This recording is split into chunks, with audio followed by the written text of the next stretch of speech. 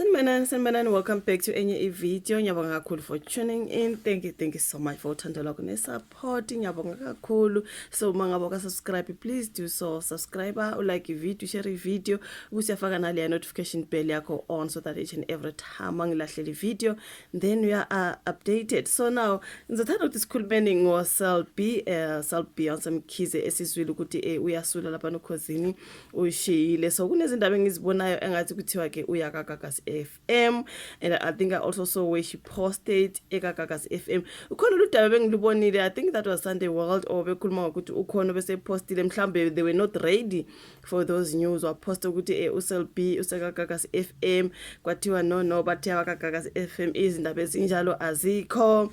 Why lelo phepha lelo ilanga, I think bekubhale ilanga ukuthi uSelby uka Gagas FM but indaba enjalo azikho, bazocela ukuthi ke iphepha ke lususelo lo daba. Kodwa nyamangala ngoba ngiyalibona phela ka Sunday World lolo daba lo kaSelby being on uGagas FM, phinde ngiyalibona futhi nakwezinye indawo nalana kaSolezi babhale ngakho ukuthi kade zazimshela vele ezinye iteshi uSelby owayephethe lapha nokhosini. Ngizofunda kancane futhi ngicabanga ukuthi sizojumpa siye ka Daily Sun noma ka Sunday World, because this is the same story about Selby Beyonce being on uGagas FM.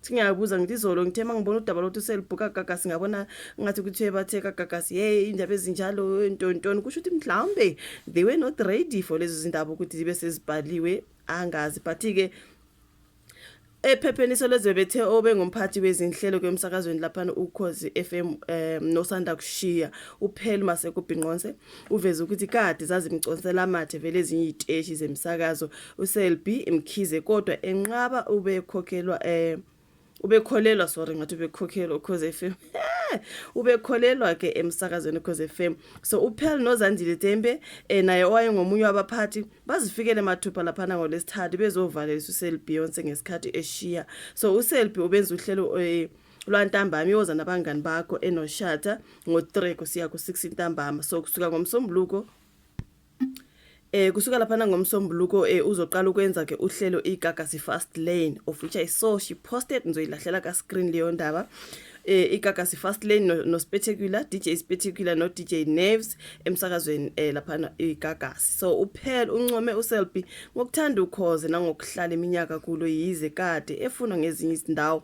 So uthi angifuna abalaleli bangizwe kabi ngalenkulumo, kodwa uSelby kudala ayifunwa eminye imsakazo kodwa engafuna ukuhamba. Ngikwazi lokho ngoba ngake ngaba umphathi wakhe ngoba wayephethe lapha nokhosini uphela Masekubhinqonse. Uthi ngiyakubongela kakhulu ngesinqumo sokuthi uthathe elinye igxathu, ngikujabulele kakhulu ngokuthi uthathe leli igxathu wawukade ulijikise empilweni yakho, sengathi kungakuhambela kahle lapho yakhona, kusho uphela.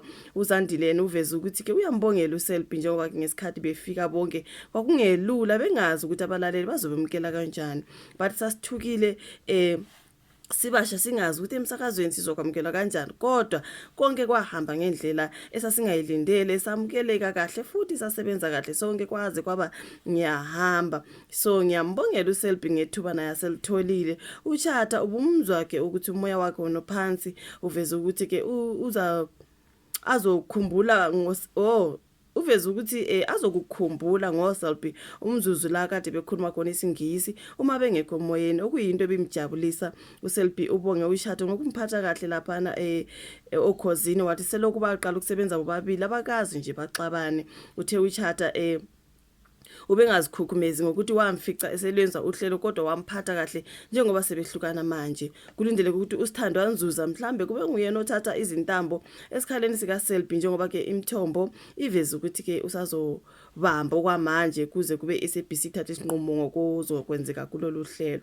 Ukuthi uSithando anzuza uyozobamba lapha noShata kuyoza nabangani bakho. So iGagas ke kulindeleke ukuthi ilemukele namhlanje ke emhlanga uSelby limemkele namhlanje emhlanga uSelby njengoba ke ezothulwa kwabezindaba. So ikhona ukulapha kaSoleze kukhulunywa ke ngoSelby ukuthi uya lapha kuGagas FM uzobe sebenza ke lapha no DJ Spectacular no DJ Nerves. So ngase ngiyazibuza ukuthi ayibo kanti engathi ngibone nje lapha kuthiwa ke lezi izindaba okungezona ntontona, ngase ngiyasho ukuthi maybe they were not ready ukuthi lezo zindaba ziphumele ngaphandle ngoba laphana sengika Sunday World manje bekhuluma ukuthi Gagas FM denies offering Selby Mkhize exorbitant salary. Okay, kukhulunywa ngesalary kule ndaba ke mhlambe ke singaze silufake kwenye video lolu daba asazi kodwa ke mhlambe asivele sidlule kulona bathi commercial radio station Gagas FM has issued a firm statement refuting recent speculation regarding the alleged recruitment of popular presenter Selby Mkhize.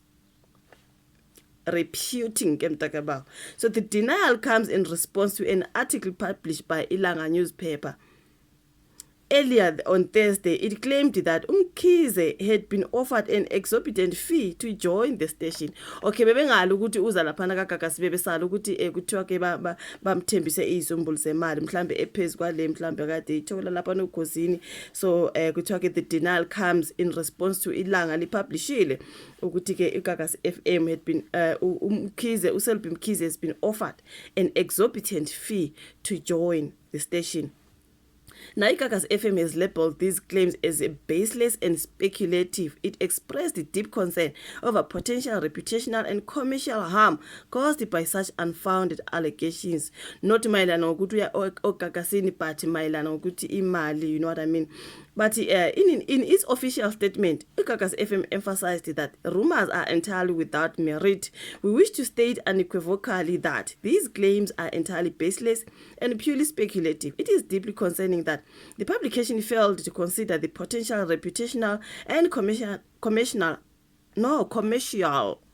harm such unfounded allegations could cause both to both the individual named and our business.